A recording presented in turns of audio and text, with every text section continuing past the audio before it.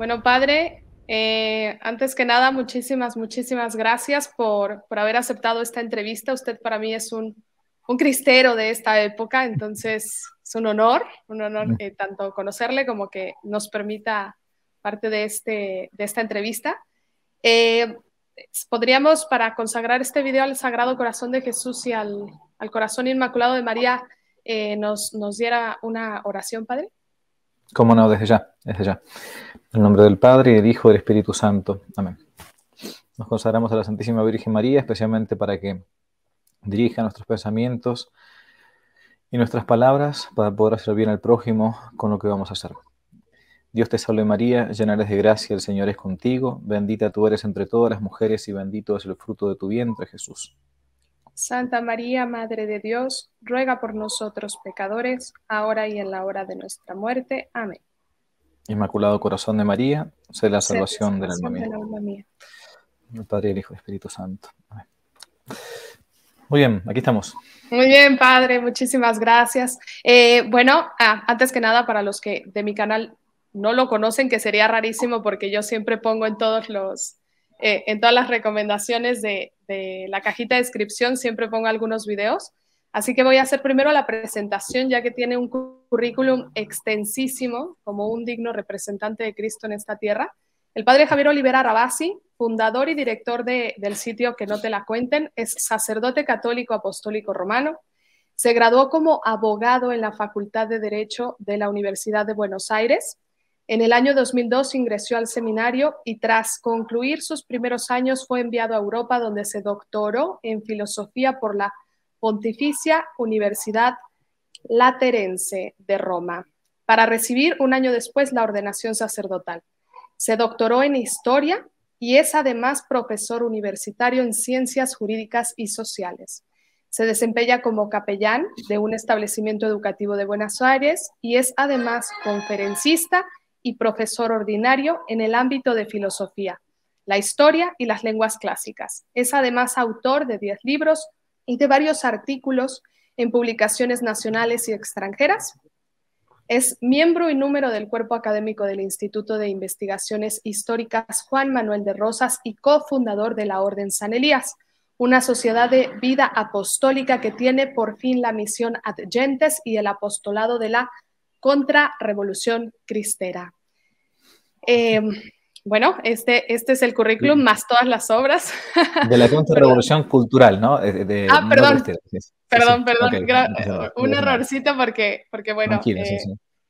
tengo el libro aquí a un lado, entonces me confundí. Ok. Y bueno, justamente autor de 10 libros. Primero que nada, bueno, como le había ya dicho antes, le agradezco su gran ejemplo y entrega para ser un fiel representante de Cristo en esta tierra, que necesitamos tantos apóstoles como usted que estén dando esta guerra tan necesaria en los medios, que es donde muchas almas están lamentablemente claudicando o perdiéndose, ¿no? Yo tras mi conversión, yo era pagana, pasé a ser católica y encontré primero que nada el tesoro de la misa tradicional, allí me llevó Dios en mis preguntas, en mis oraciones, y tras encontrar la misa tradicional, alguien me recomendó su canal, ya que le ayudé a un chico que estaba ayudando en la misión San Elías, ¿no? Entonces me recomiendan su canal y allí me entero de la historia de los cristeros. Para mí fue indignante como mexicana, porque es como cuando sabes que alguien te ha mentido toda la vida y dices, ¿cómo es posible que el gobierno nos haya mentido así, que nos haya ocultado esta historia que pues es parte de nuestra esencia, de nuestras bases, de nuestra cultura, ¿no? Y más como pueblo católico, el no darse a conocer o prohibirse esta parte y más aún toda la historia que nos han ido como cambiando, ¿no? Para pues controlar, no me acuerdo qué filósofo decía, quien controla el pasado, era Mark Twain, ¿no? Quien controla el pasado controla el presente, ¿no? Entonces, padre, bueno, ya dejaré yo de hablar y voy a comenzar con las preguntas. Claro que tengo aquí el libro de la Contrarrevolución Cristera, que fue usted por su doctorado, ¿verdad? Este libro lo realizó. Exactamente. lo realizó tras su doctorado. Es un excelente resumen, se los recomiendo a todos, dejo el link en la descripción.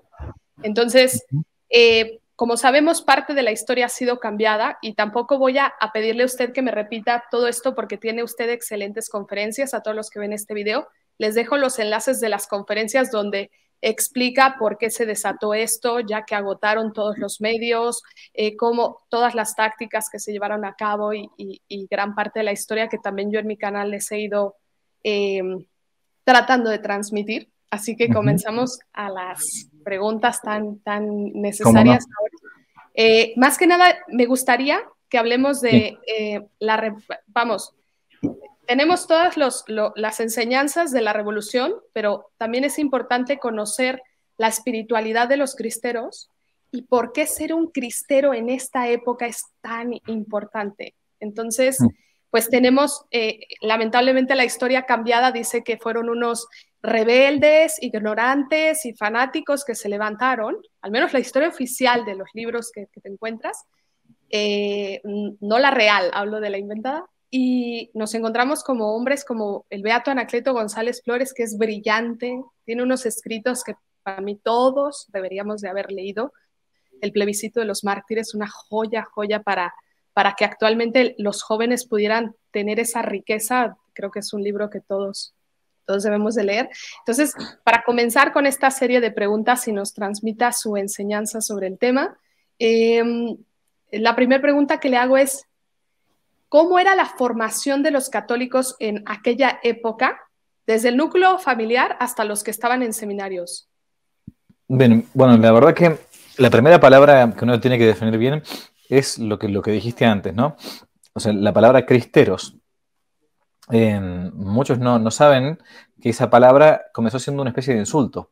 Los cristeros era la palabra que usaba el ejército federal en tiempos del presidente Calles, cuando se va a dar la primera cristiada se va a dar entre el año 1926 y 1929, porque va a haber una segunda, ya en la década del 30, posterior, menos numerosa y todo, pero el nombre de cristeros es puesto por los mismos soldados federales. Cuando los cristeros iban a pelear, como hacía poquito tiempo se había declarado la reyesía de nuestro Señor Jesucristo, ¿no? De la solemnidad de Cristo Rey, ¿no? De Cristo Rey del universo, ellos iban a la lucha de la pelea con el grito de Viva Cristo Rey, ¿no? Que hoy es muy común en México, se conoce, pero a veces algunos no saben de dónde viene. Bueno, mire justamente de aquella época.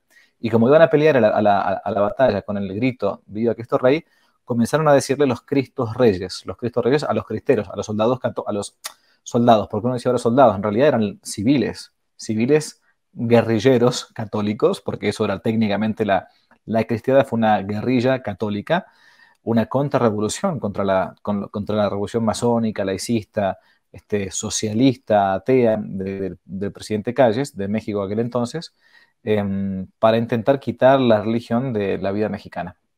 Y entonces, de Cristos Reyes quedó cristeros, ¿no? Como apocopado, como resumido. Y la formación de un mexicano, yo no digo de un cristero, sino de un mexicano de principios del siglo XX, era impresionante. O sea, tenía la formación que puede tener un cura hoy, más bien, ¿no? Conocían muy bien su catecismo, conocían muy bien lo que era la moral católica. Yo en el libro que mostraste antes dedico un capítulo entero llamado así, La moral de un pueblo en armas. O sea, cómo era la moral de una mexicana y de un mexicano en tiempo de la cristiada. Nada que ver a lo que hoy quizás entendemos en nuestros países, tanto en México como en el mío, en Argentina, ¿no? Sabían lo que estaba bien y sabían lo que estaba mal.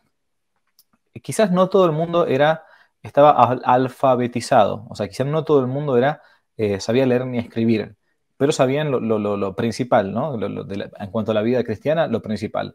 Sabían que había un Dios, que había que salvar el alma, sabían que había que incluso hasta perder la vida si era necesario por salvar la vida del alma, que es los sacramentos, la propia fe que nos viene como virtud teologal. Y tanto es así que, pues, pongo un ejemplo ahora que se me viene a la cabeza, ¿no? Tan bien conocían su catecismo, sobre todo había una gran acción gran apostolado de la acción católica. En aquel momento la acción católica era muy fuerte y era muy católica, no como quizás en tiempos posteriores la acción católica dejó de ser muy católica y terminó siendo con mucha acción, ¿no? Bueno, la cuestión es que ellos conocían muy bien y el ejemplo que se me viene en la cabeza es que cuando las mujeres mexicanas, por ejemplo, tuvieron que ir a conformar un grupo de mujeres por la cristiada, se van a poner el nombre de una santa que hacía muy poquito tiempo había sido canonizada, que es ni más ni menos que Santa Juana de Arco, ¿no? La famosa, digamos, cristera francesa, como algunos le han dicho, porque conocían bien las mujeres que era una heroína que había luchado por su patria, Francia, y por su propia fe. No quería caer en manos en su momento de los ingleses, ¿no? Así que, bueno, la moral de ese pueblo, la vida cristiana de ese pueblo, tanto de los laicos como también de los sacerdotes, por eso va a haber muchos mártires entre los laicos y sacerdotes, era muy pero muy superior a la que nosotros podemos tener. Por eso a veces la gente me pregunta, padre, ¿usted cree que ahora es posible una cristiada en el siglo XXI, por ejemplo, en México? Y mi respuesta es horrible, pero rotundamente digo que no, imposible. ¿Por qué? Porque primero no se tiene el mismo conocimiento de la vida de la fe que se tenía antes. Y segundo, que no sé si está la virtud de la fortaleza tan formada hoy por hoy en el pueblo mexicano como para morir por la propia fe, ¿no? Tanto en México como, digo, en cualquier otro país, tenemos una mala formación catequética normalmente. Pero bueno, lo cierto es que el México del principio del siglo XX era un México no solamente 99% católico y 100% guadalupano, como se decía, sino muy, pero muy bien formado, que sabía por lo que valía la pena vivir y por lo que valía la pena morir.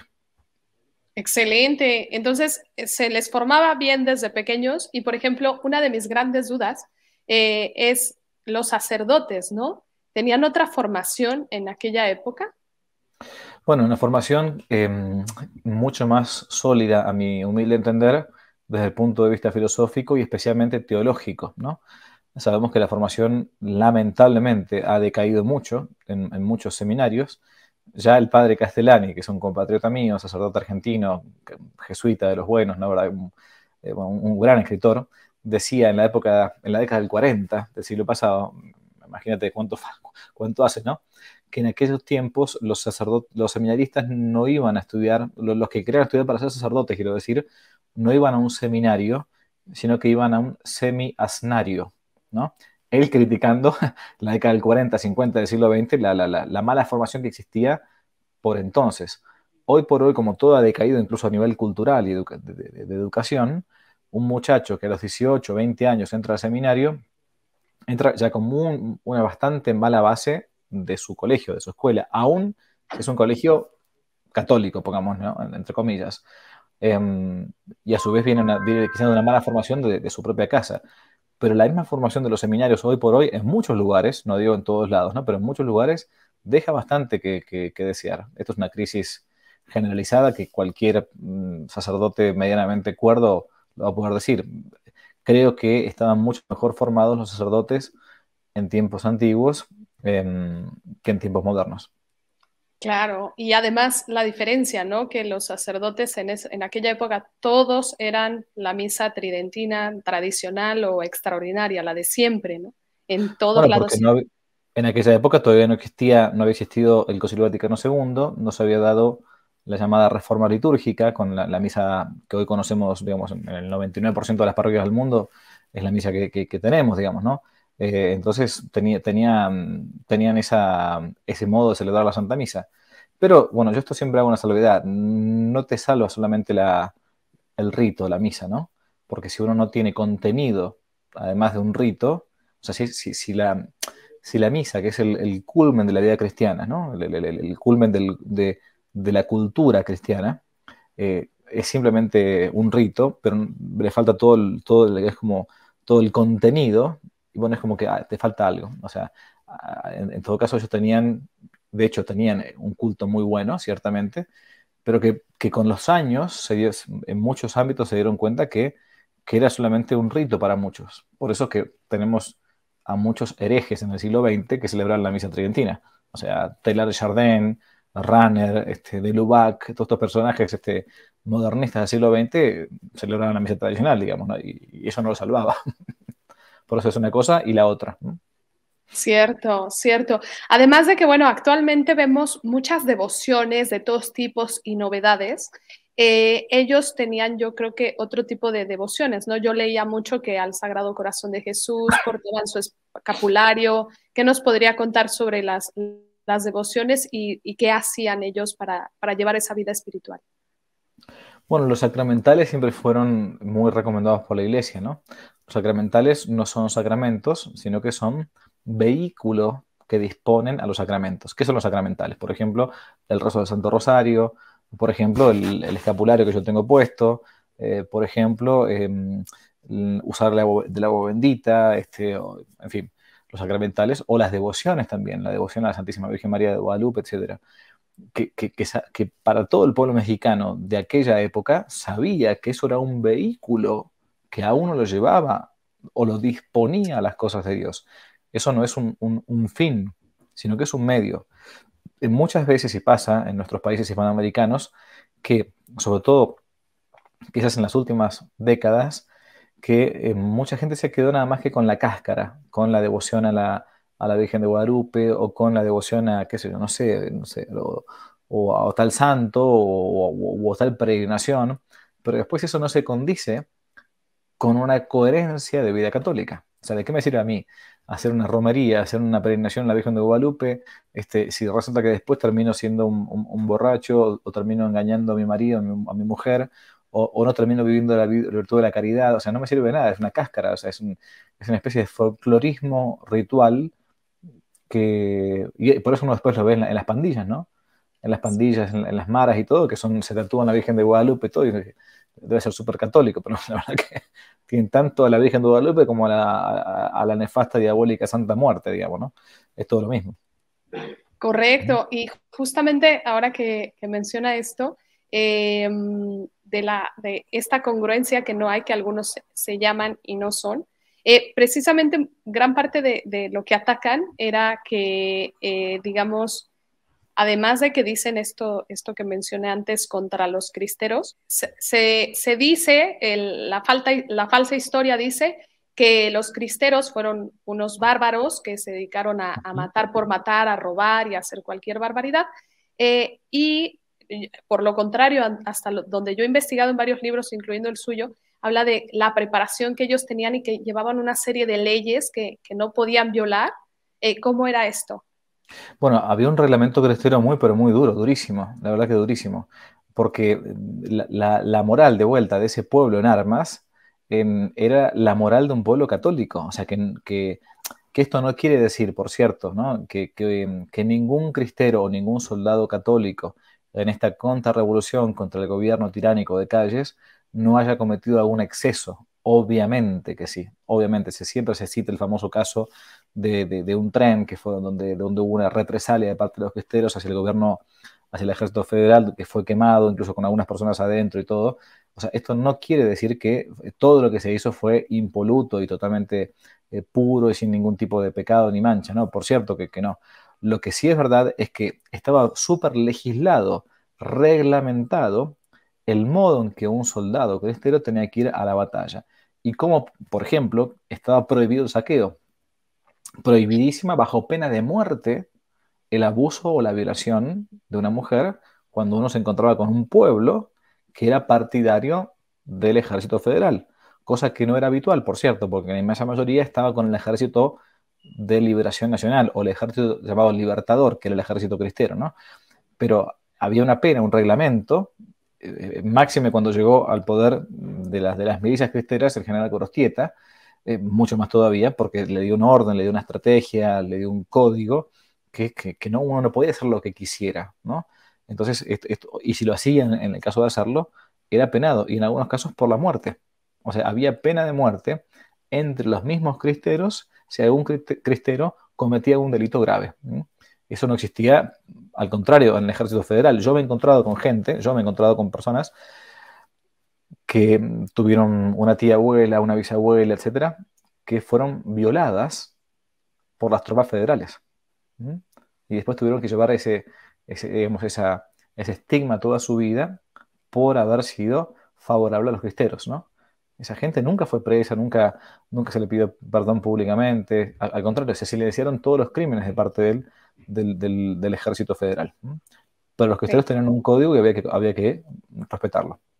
Correcto. Sí, además de que los federales llegaban y tomaban propiedades ajenas, ¿no? Para establecerse allí sin ningún permiso y ellos sí tenían la costumbre de llevarse lo que se les daba la gana también. Totalmente. ¿No? Entonces, bueno, justamente otra cosa que sabemos o que nos ha explicado excelentemente bien en sus conferencias es que los cristeros agotaron todos los medios pacíficos posibles antes Mm. de llegar al levantamiento de armas. Yo he tenido debate con algunos católicos que me justifican que está mal, que toda la guerra en la iglesia ha estado mal y que los cristeros cometieron un error porque está el mandamiento de no matarás y que porque Jesucristo siempre dio la otra mejilla y reprendió a Pedro cuando lo defendió y tal. Con ese argumento, que a mí me parece un tanto tirándole al lado protestante de interpretar a su manera las cosas, ¿usted cómo nos diría, cómo le contestaría a alguien que justifica que estuvo mal o que ha estado mal toda la guerra dentro de la iglesia? Bueno, que está en contra de lo que dice el Catecismo de la Iglesia Católica. O sea, el Catecismo, el número 2309, plantea en concreto y específicamente que hay guerras que se llaman guerras justas, ¿no? Que cuando se han agotado todos los medios, primero pacíficos y a su vez legales, después pacíficos e ilegales, etcétera, cuando hay una esperanza fundada del éxito, ¿m?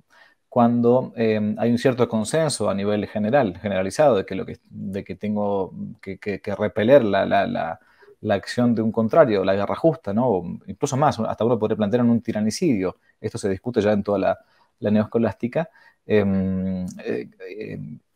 Digamos, si alguien plantea esto y se dice católico, al menos habría que decirle que tiene que revisar al menos no el Concilio de Trento y el Catecismo de Trento, sino el actual Catecismo de la Iglesia Católica, numeral 2309, donde se habla puntualmente de la guerra justa, ¿no? En el caso de los cristeros es un caso arquetípico de cómo se intentaron agotar, y se agotaron, por cierto, todos los medios pacíficos y a su vez legales, por medio de recursos de amparo, por medio de firmas en un país de 15 millones de habitantes que había en el México del año 1926, se juntaron rápidamente, en apenas 2 semanas, casi 3 millones de firmas, que es una barbaridad, es una locura, es muchísimo, ¿no? Casi un tercio de la cantidad de habitantes. Los recursos de amparo fueron utilizados de modo higiénico, no servía para nada. Después se comenzó con la defensa pacífica, pero a su vez ilegal, como por ejemplo los paros, el boicot, en fin, bueno, no se compraba gasolina, no se iba al cine, no se compraba carne, las mujeres vestían de luto. Y después entonces comenzó con ya no quedaba otra opción. De hecho, algunos católicos quisieron mantenerse en la vía pacífica, no por una cuestión de principios, sino por una cuestión de prudencia. El beato que mencionaste antes, por cierto, que ha sido nombrado hace poquito por la Santa Sede como el patrono del laicado mexicano, el beato Anaqueto González Flores, él decidió por una cuestión prudencial y no de principios, decidió que algunos católicos debían dar la batalla desde el punto de vista pacífico. Entonces, Anacleto, por ejemplo, no estaba en contra de que algunos tuvieran que levantarse en armas, estaba en contra de que él se levantase en armas. Digo, no, yo quiero dar mi testimonio pacífico, que algunos mexicanos demos el testimonio pacífico hasta la muerte, ¿no? Pero no condenaba, por cierto, la guerra justa, estaba en contacto incluso y en connivencia con los cristeros bravos, ¿no? Entonces, aquellos católicos que plantean esto, al menos si se olvidan del catecismo, espero que no se olviden del Evangelio. Nuestro Señor Jesucristo tomó el látigo más de 2 veces, echó los mercaderes del templo. Entonces, es verdad que uno podrá poner la otra mejilla cuando la ofensa es personal. A mí me la hacen, a mí, en lo personal. Yo por una cuestión de humildad, entonces puedo colocar la otra mejilla. Pero cuando la otra mejilla la tiene que colocar Dios, mi patria, mi familia o un tercero indefenso, no solamente que yo no debo, tengo el derecho a no colocarla, sino que en muchos lugares, de hecho esto es lo que planteaba la Iglesia Católica en México en aquel momento, con el Papa Pío XI, por cierto, que permitía e incluso motivaba todo esto, que en algunos casos la guerra justa se torna hasta obligatoria. Se torna hasta obligatoria. No solo que uno puede defenderse, sino que uno a veces debe defenderse, aún a costa de perder la propia vida o de quitarle la vida al prójimo, que como siempre la muerte del prójimo no es el quinto mandamiento, uno siempre tiene que repetirlo esto, no es no matar a cualquier cosa o a cualquier persona, es no matar injustamente, no matar a un inocente. Pero si yo para defender mi vida, mi familia, mi patria, mi fe, no me queda otra, no me queda otra, lamentablemente, recurrir a las armas, y entonces, bueno, es lo que se dice, lo que Santo Tomás dice en la Suma Teológica, ¿no? La muerte del otro no es buscada por sí misma, sino como defensa de la propia vida, o de la propia nación, o de la propia fe.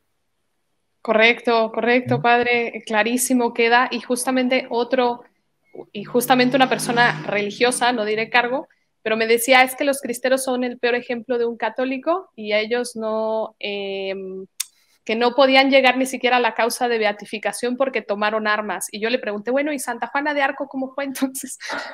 Bueno, y San Luis Rey de Francia, ¿no? Que fue la cruzada, San Fernando Rey. O sea, Sí.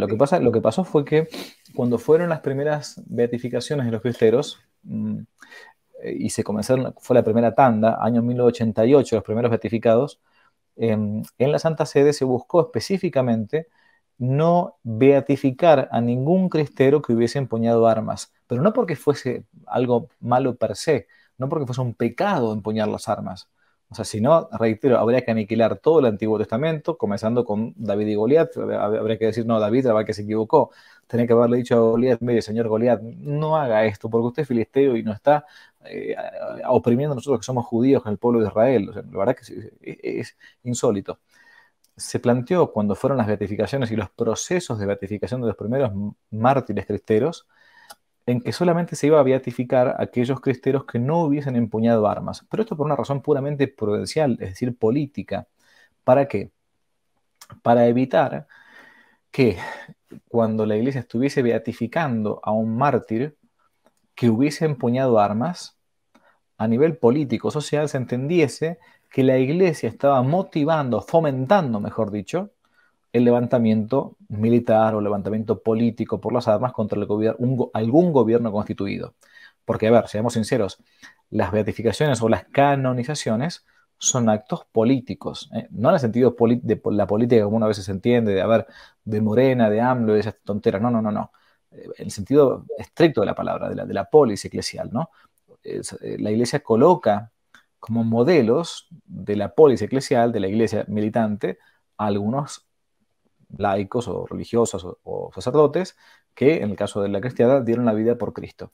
Entonces, si se colocaban ejemplos de gente que hubiese empuñado las armas, la iglesia entendía que el mundo moderno podía llegar a entender que la iglesia estaba como fomentando la guerra armada ante las dictaduras y los problemas que existían grandes, en fin. Pero nunca la iglesia condenó el uso de las armas, reitero, si no habría que eliminar del catecismo más de un artículo, ¿no? Pero bueno, por cierto, por las dudas, para que le digas a ese sacerdote o quien fuera, ese funcionario eclesiástico que te dijo eso, avísale que San José Sánchez del Río, santo muy querido en México, cuando fue detenido con armas. Entonces habría que descanonizarlo, pobrecito, ¿no? Sí, es cierto, ¿cómo se me pasó eso? Bueno, tremendo. Y bueno, entonces tenemos la enseñanza y esta maravilla de tener sangre de mártires, pero también sangre de cristeros. Entonces, en su opinión, ¿qué frutos ha dejado o qué bendiciones, qué ha dejado al pueblo de México este levantamiento?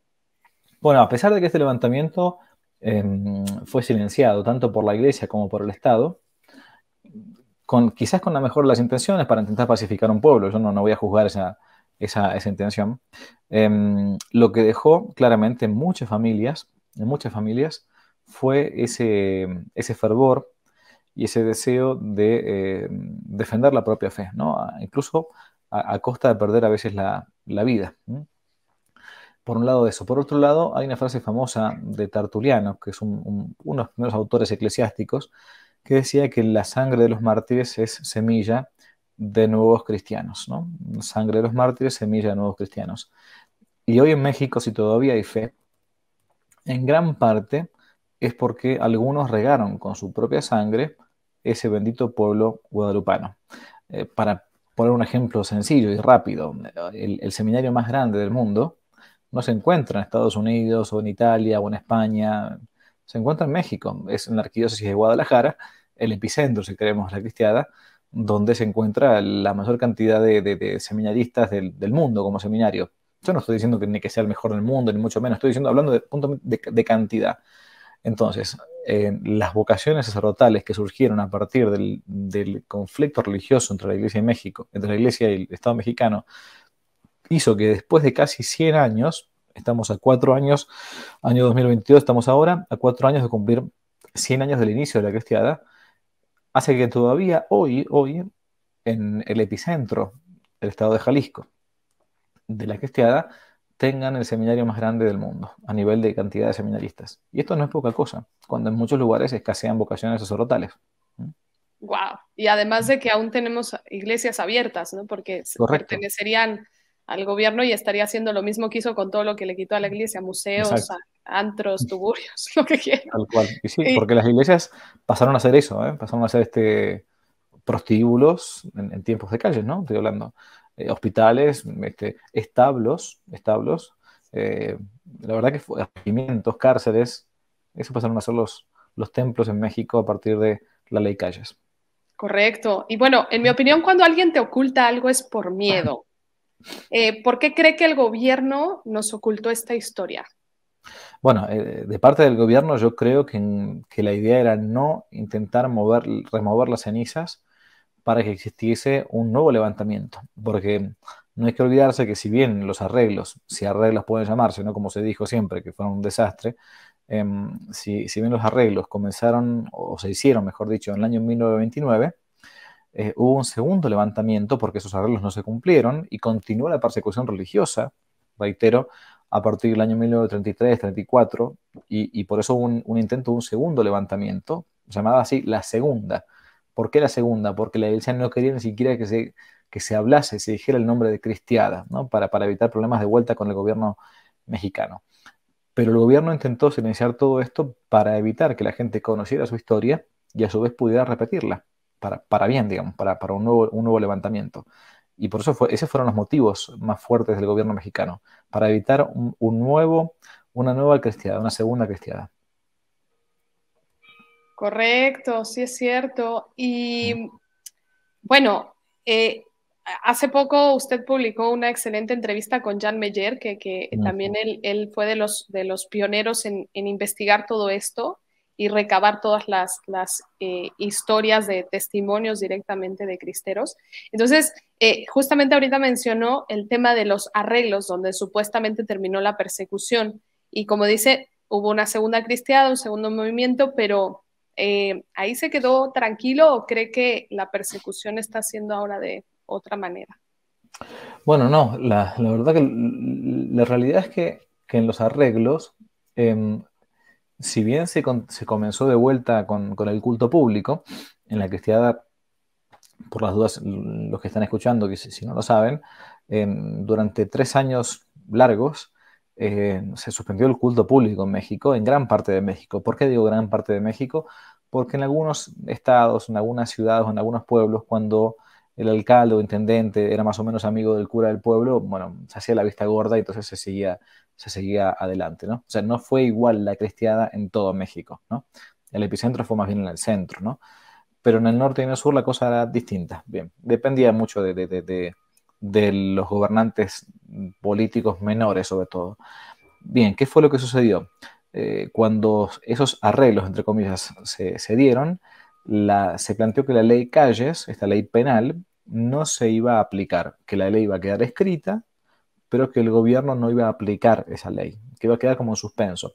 Era un modo de evitar decir que el gobierno había perdido, porque la verdad, después de 3 años de una pelea contra civiles que no venían ganando, sino al contrario, venían perdiendo, parecía un fracaso. Si encima en los arreglos se terminaba derogando o anulando esa ley famosa. Bien, lo que sucedió entonces es que esa ley quedó y quedó en adelante, hasta la década del 90, si no me equivoco, del siglo pasado. Ahora, la lucha primero fue sangrienta, incluso después de los arreglos. Se comenzaron a matar a los cabecillas de los que habían sido los dirigentes del movimiento cristero, uno por uno. Casi hasta la década del 50 se terminaban buscando y asesinando a sangre fría a los cabecillas de la contrarrevolución cristera. O se los asesinaba o se los mandaba a las Islas Marías, que era como el Alcatraz mexicano en aquella época, ¿no? Y después lo que sucedió fue que la batalla cultural, importantísima siempre, que a veces en la iglesia nos olvidamos que hay que darla, como así como la izquierda la dan muy bien, saben que aunque estén perdiendo por completo una guerra, saben que mm, sin prisa, pero sin pausa, hay que dar la batalla cultural, hay que ganar las inteligencias. Un ejemplo concreto de esto es la famosísima escuela de Frankfurt del siglo pasado, que a pesar de que eran toda gente exiliada de la Alemania del nacionalsocialismo, se exilia en Estados Unidos y comienza todo un trabajo digamos, de hormiga para cambiar la cabeza de la gente, ¿no? Es lo que conocemos hoy como la famosa ideología de género, todo lo demás viene especialmente de ahí. Bueno, la iglesia perdió esa batalla cultural, el silencio del gobierno y la persecución silenciosa a partir del laicismo del gobierno en México hizo que hoy en un país que debería ser mucho más católico, más militante, uno se encuentre con gente que ni siquiera conoce este episodio, un episodio pero épico, de una epopeya, que, a ver, Ay, se quedó un momentito de una epopeya. Ahí se quedó. de una epopeya entonces. Una epopeya entonces que debería conocer todo el pueblo mexicano. Lo cierto es que el gobierno entendió mejor que hay que dar la guerra cultural y los católicos lamentablemente se quedaron medio a la retaguardia o en silencio. Correcto, sí es cierto. De hecho, un historiador, y no me acuerdo a quién citó, pero que era un expresidente, ya claro que después de todo esto de la revolución, no sé si de los 60 o 50 por ahí, que este presidente dijo, estoy harto de cerrar iglesias, regresar y encontrarlas llenas. Y terminó la frase concluyendo con, mejor voy a abrir escuelas. O sea, ya tenemos, yo lo viví, o sea, en la educación pública que hay en México, pública y privada, el plan de estudios que lleva de régimen la SEP, pues es terrible, o sea, te muestra te muestran héroes que no son héroes, o sea, y te muestran una falsa historia, ¿no? Donde pues nos derrumban por completo nuestra identidad, ¿no? Ahora estamos en una identidad de que quieren idolatrar a los aztecas como que los españoles vinieron a hacer un grave error, ¿no? Mm. Entonces, bueno, como bien lo menciona, pues falta de preparación, yo creo que es. Entonces, como católicos, yo creo que tenemos obligaciones extras, ¿no? Al catecismo. ¿Cuáles serían estas? Bueno, nosotros no podemos quedarnos con como se le atribuye a San Pablo, con la fe del carbonero. ¿Qué es la fe del carbonero? La fe, digamos, sencilla, que muy elemental, que sabe que Dios existe, que es remunerador, que premia a los buenos con el cielo, castiga a los malos con el infierno, que tenemos un alma espiritual. Bueno, eso son cosas elementales, es lo que se llama el querigma, ¿no? El anuncio, el primer anuncio. Pero hoy por hoy no podemos quedarnos con eso. Primero porque nuestra formación catequética no es la de los cristianos del principio del siglo XX, ¿no? Ojalá fuera esa, ¿no? Y segundo, porque también el mundo moderno nos exige a nosotros estar mejor preparados para poder discutir con alguien. Si alguien, por ejemplo, le plantea hoy en el siglo XX que un varón puede casarse con un varón o una mujer puede casarse con una mujer, yo está bien si le respondo, mira, no, la verdad que no, porque en el Génesis, en el libro de Génesis, dice, Dios los hizo varón y mujer y bla, bla, bla, y multiplicados y todo lo que uno conoce en el catecismo. Pero si el tipo te responde, la chica esta te responde, la verdad que yo no creo ni en Dios, no creo ni en la Biblia, ni nada, me estás hablando de una cosa que no es completamente ilógica para mí. Yo tengo que saber dar razones de mi propia esperanza. Esta frase no es mía, es de San Pedro, ¿no? En la primera carta de San Pedro, dice, sepan dar razones de vuestra esperanza. O sea, yo tengo que intentar usar la cabeza para dar razones de la fe a quien no la tiene, porque esas razones de la fe es como un vehículo para que él algún día esté abierto y dispuesto a que la virtud teologal de la fe, si Dios quiere, como una gracia, la reciba. Entonces no me puedo quedar con una fe elemental.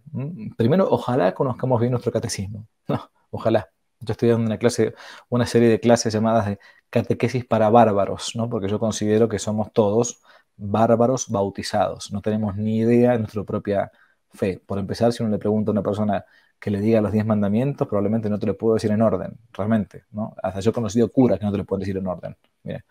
Bien, y en segundo lugar, si encima sabemos nuestro propio catecismo, bendito sea Dios, después tenemos que intentar evangelizar el mundo moderno, que es un mundo post-cristiano, es un mundo apóstata.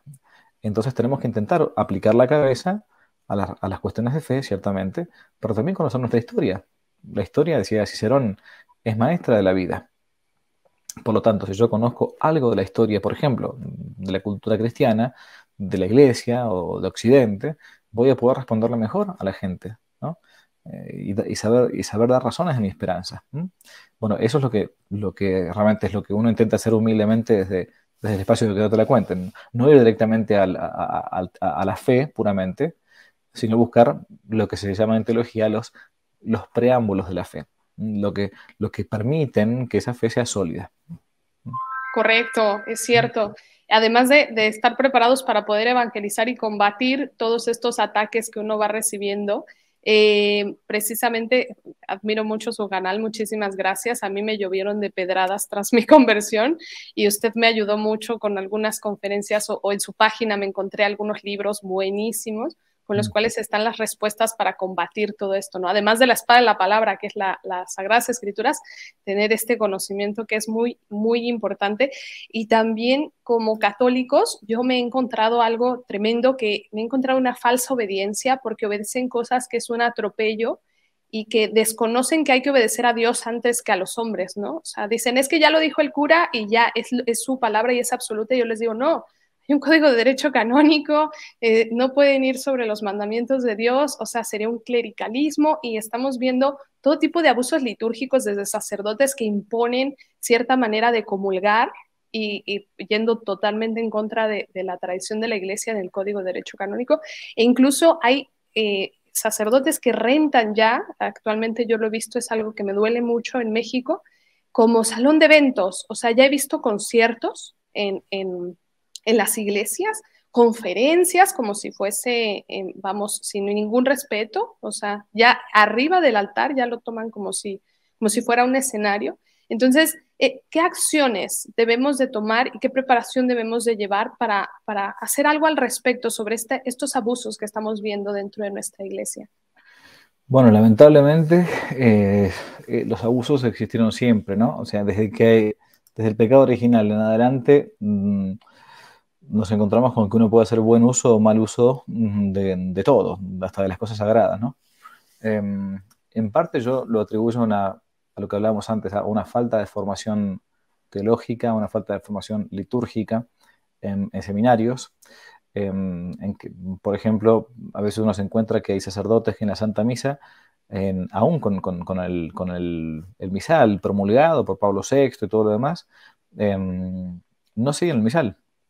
O sea, celebran la Santa Misa y en muchos lugares, en muchos momentos de la misa cometen a menos ilicitudes, ¿no?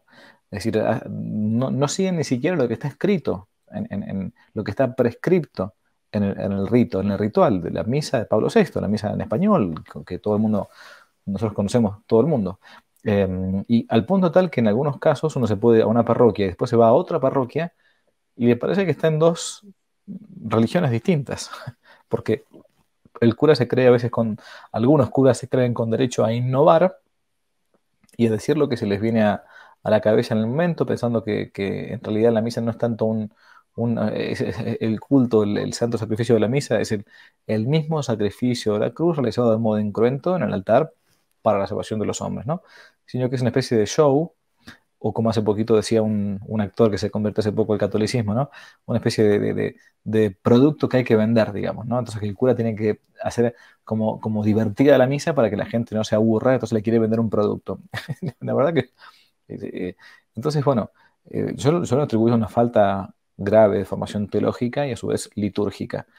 ¿Qué hacer un laico? Y la verdad, un laico tiene que intentar primero hacer para mí el apostolado de la amistad con esos curas, que cuando uno se va haciendo más viejo, más grande, se da cuenta que no lo hacen por malo, sino porque no tuvieron una buena formación.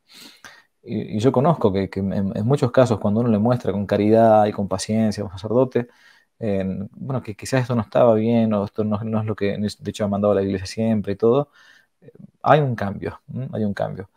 Si a uno le va a escupir las cosas así de frente nada más a la bestia, lo que probablemente consiga, como todos somos orgullosos, y cuando nos corrigen, nuestra primera impresión siempre es como defendernos, digamos, ¿no? Y usted que se empieza a creer que usted es una laica, ¿qué me va a decir a mí que soy cura? No, lo que tengo que hacer, o sea, bueno. Por eso creo que el apostolado de la amistad primero, con mansedumbre y todo, puede lograr buenos resultados. El otro, la verdad que no, tiene que ser muy, pero muy humilde el sacerdote para decirle, sí sabía que yo no sabía que eso no se podía hacer, bueno, en fin, voy a tratar de no hacerlo de vuelta. Pero yo lo atribuyo a más bien que son curas que no han tenido una buena formación y que en realidad repiten lo que han visto siempre.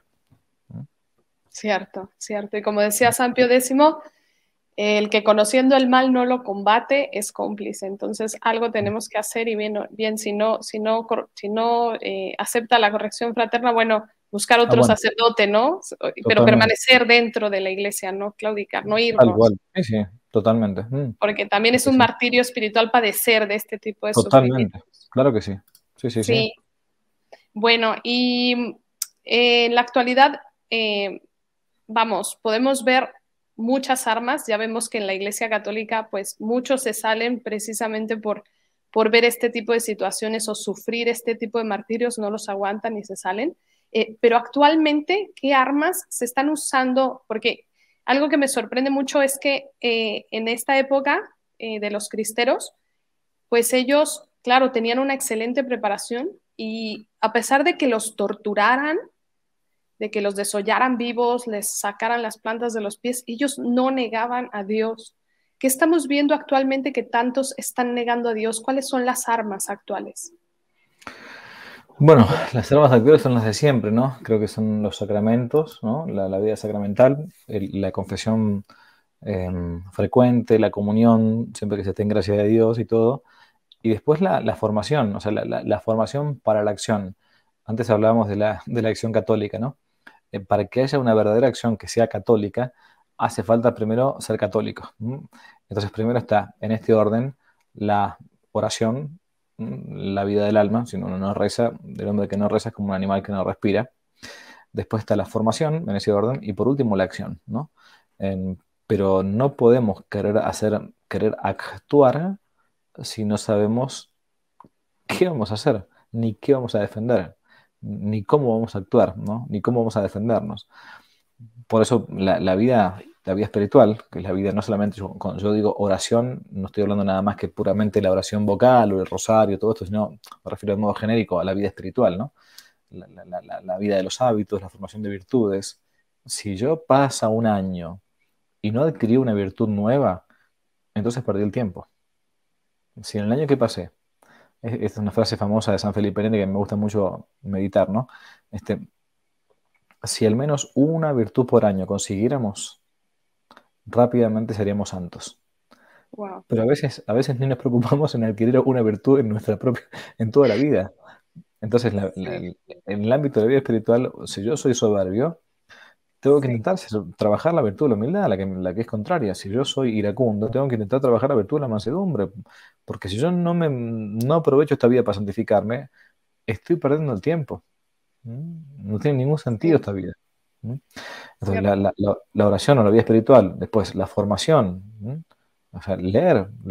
Hoy por hoy nadie, o ver o escuchar un audiolibro, si yo no tengo el hábito de lectura mientras voy al trabajo o a la universidad, lo que fuere, en la casa, al ama de casa. Hoy por hoy no hay excusas para no formarse. Todo el mundo tiene un teléfono, todo el mundo tiene acceso a internet prácticamente, salvo que uno esté metido en el campo, no sé, en la selva, puede ser. Entonces, Cierto, formarse con gente seria. cierto. Y Y, después el y apostolado, sí. perdón, el apostolado. Lo El interrumpí, pensé apostolado que había. que es la acción católica, ¿no? Es ser apóstoles ahí donde Dios nos puso. Correcto, exacto. Ir y evangelizar. O sea, Totalmente. tenemos que no Exacto. solo buscar por nuestra alma, sino por la salvación de los demás. Correcto. Ujú. Entonces, buenísimo. ¿Y cómo, vamos, quería formular la pregunta y creo que no la formulé muy bien la anterior? Era, eh, anteriormente hacían que negaran a Dios estos perseguidores que para mí son títeres del mismo maligno. Entonces, Mm. actualmente estos no han desistido, cambiaron las estrategias, en mi opinión, ¿no? O sea, la Sí, cristiada claro. sigue, pero actualmente son muchas más las almas que se están perdiendo, ni cuentas se están dando, ¿no? Entonces, ¿cuáles son las herramientas que están utilizando actualmente? Además de que, bueno, muchos ya sabemos como católicos que las ideologías, ¿no? ¿Qué otras Mm. armas cree usted que están provocando que tantos apóstatas o tantos personas ni siquiera se acerquen y nieguen a Dios?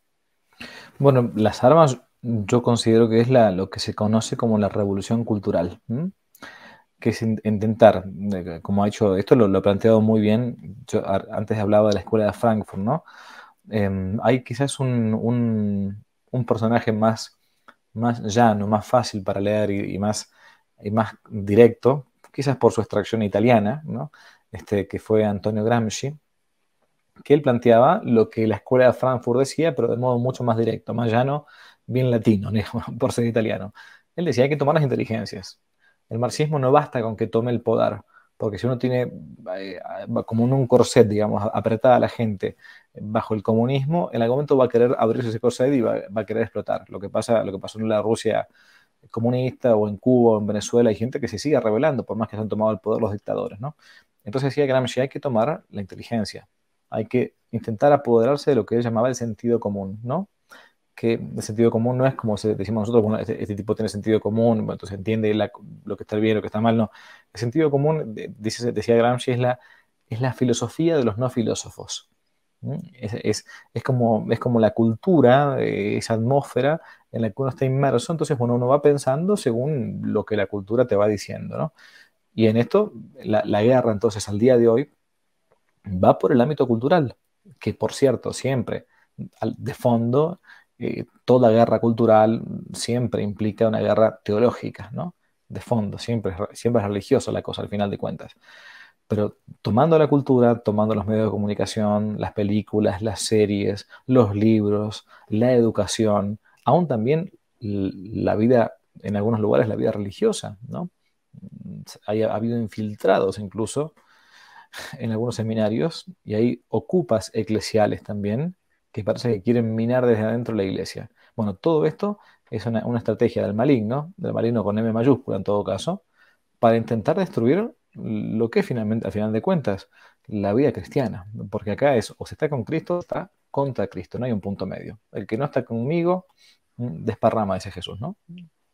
Es cierto, totalmente cierto. Y justamente esta gran enseñanza que tenemos de los cristeros que parecía que tenían todo perdido y Ujú. tuvieron fe, que justamente ese es el creerle a nuestro Señor Jesucristo cuando dijo el mal no prevalecerá, ¿no? Y nos Ujú. enseñó que así como Él daba la vida y muchos de sus apóstoles la dieron, también hubo quien la traicionó. Y va a haber Correcto. siempre Judas, pues dentro y fuera, y seguidores de Él. Claramente eso es una gran enseñanza de nuestro Señor, Sí, sí. confiar y no desistir. Y otra cosa que yo creo también como cristeros de esta época, sabemos que en aquella, hace 100 años, hicieron un boicot buenísimo donde pusieron totalmente en jaque al gobierno. ¿Cree usted que deberíamos de hacer algo así? Porque bueno, en mi opinión es como que, a ver, yo, al menos desde mi conversión, dejé de consumir a empresas que apoyan al aborto, dejé de consumir ciertas películas, por ejemplo, y música que en mi opinión ofenden a Dios o son intencionalmente hechas para hacer que las personas pierdan la fe. Todo este aspecto, ¿cómo opina usted que podríamos hacer actualmente un boicot parecido como católicos para generar un cambio en esto? Me parece que es bastante más, por un lado, bastante más fácil hacer un boicot ahora, porque uno hace un tweet, alguien que tenga cierta influencia o cierta cantidad de seguidores, entonces rápidamente se enteran, no sé, 50.000, 100.000 personas, ¿no? Em, pero por otro lado, somos mucho más flojos, ¿no? Entonces voy a poner un ejemplo, Starbucks, ¿no? La famosa esta cadena de café y qué sé yo, que ahora cuando plantearon el tema del aborto en Estados Unidos y derogaron el famoso fallo Roe versus Wade, Starbucks dijo, bueno, nosotros vamos a pagarle el pasaje, el ticket de avión de Estados Unidos a Canadá o al estado que sea donde todavía se puede hacer el aborto a nuestros empleados, ¿no? Que quieran abortar. Entonces uno dice, bueno, vamos a hacer un boicot contra esta compañía nefasta. Por más que el café sea rico o feo, no importa, eso es otro tema. Bueno, lo cierto es que después como somos flojos, uno dice, bueno, después no importa, nos tomamos un cafecito, qué problema hay? Es como que no está la conciencia, creo, de todo el mundo eh, tan fuerte como para llevar adelante un boicot de estas magnitudes, porque a su vez uno no lo ve. O sea, uno dice, bueno, perfecto, algunos están abortando, pues yo no veo el aborto, no pasa en la puerta de mi casa. En la época de los cristeros, ellos veían cómo estaban tomando sus templos. Ellos veían cómo estaban transformando a la parroquia en la que uno se había bautizado, había tomado la comunión, o sus papás se habían casado, la estaban transformando en un establo. Lo veo con mis propios ojos. Entonces, con la gente de mi barrio, la gente de mi pueblo, de mi ciudad, hagamos un boicot para que estos tipos se vayan, ¿no? En ese sentido, es bastante más eh, difícil hoy en día. Quizás el modo de hacerlo es comenzar a dar, acá se habla mucho en mi país del escrache. Escrachar a alguien significa exponerlo públicamente, ¿no? Exponer públicamente la maldad de estos tipos en las redes sociales, que hoy por hoy son como los areópagos modernos, son como las vidrieras modernas. Creo que un modo de hacerlo es, no me gusta la palabra porque es bien comunista, pero bueno, lo voy a decir, visibilizando las maldades de estos tipos, ¿no? Haciendo visible las maldades de esta gente que busca realmente no solamente la destrucción del cristianismo, sino por eso mismo la destrucción del mismo género humano, porque al final de cuentas no hay ninguna religión, el resto son falsas, ninguna religión que eleve más al hombre que el catolicismo. Sí, es cierto, totalmente. Pero bueno, los pocos que estemos conscientes y despiertos, pues no consumir ni siquiera productos que tengan indirectamente algo con el aborto, ¿no? Ni siquiera, ni lejos, mejor, ¿verdad? Mm. Ujú. Entonces, bueno, justamente Anacleto González Flores decía oración y acción, ¿no? Porque muchos católicos ahora, como él en el plebiscito de los mártires le cita que muchos son nada más de la iglesia y ahí se quedó nada más hasta ahí son católicos, o creen que solo orando, pero también Dios necesita de nuestra acción, ¿no? Entonces, ¿cuáles son las recomendaciones de usted? Usted ya me dijo que debemos de llevar una vida sacramental, una vida espiritual y tal. Además de esto que le dije de llevar acción, ¿qué le recomendaría a los que ya más o menos están despiertitos hoy para que tomen acciones contra esta guerra cultural? Bueno, hay una frase en la escritura que dice, ay del solo, ¿no? Ay del que se queda solo. ¿No?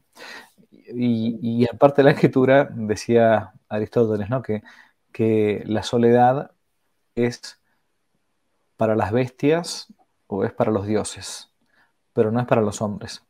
Yo creo que hay un ámbito que uno tiene que intentar reconstruir o construir si todavía no lo tiene, que son pequeños como bolsones de cristiandad, ¿no?